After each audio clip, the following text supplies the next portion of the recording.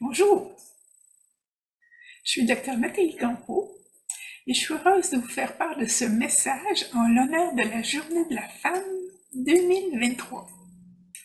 Alors, je vais vous raconter mon histoire de la découverte du rôle des femmes et de mon apprentissage de la diversité et de l'inclusion. Quand j'étais petite, on faisait des repas de famille, de Noël ou des fêtes. On avait beaucoup de monde à la maison. Puis après le repas, dans la cuisine, toutes les femmes, on était là. On lavait la vaisselle. Et c'est en écoutant toutes les femmes, mes tantes, mes grands-mères, mes cousines, que j'ai appris la sagesse des femmes. Mais j'ai aussi appris qu'on n'était pas toutes pareilles. J'ai appris la diversité. Chacune de ces femmes-là nous racontait ses expériences, ses façons de voir la vie, ses façons de voir les choses. Puis chacune d'elles, à sa façon, nous enseignait. Elle nous prodiguait un enseignement qui était riche en tradition puis en sagesse. J'ai beaucoup appris en écoutant ces femmes. J'ai appris le courage, la détermination, mais j'ai aussi appris quand est-ce que c'était le temps de laisser tomber quand la bataille n'en valait pas la chandelle. Plus tard, j'ai découvert l'importance de la sororité. Je faisais partie d'un groupe de femmes pour on dînait ensemble les soirs de la pleine lune. On s'appelait les Sœurs de la pleine lune. Et dans ce groupe-là, j'ai appris aussi la diversité et la tolérance. Mais j'ai aussi appris l'inclusion et le besoin de se supporter mutuellement.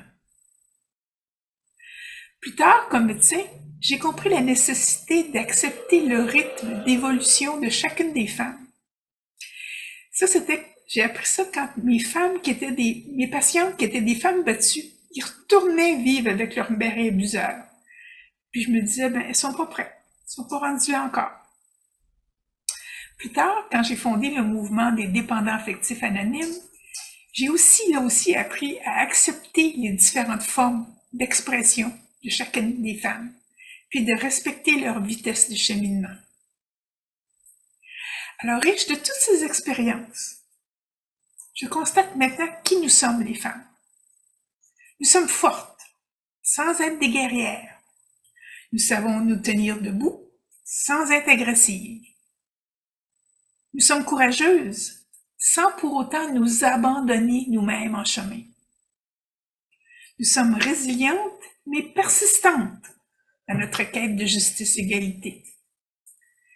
Nous enseignons nos valeurs en les vivant.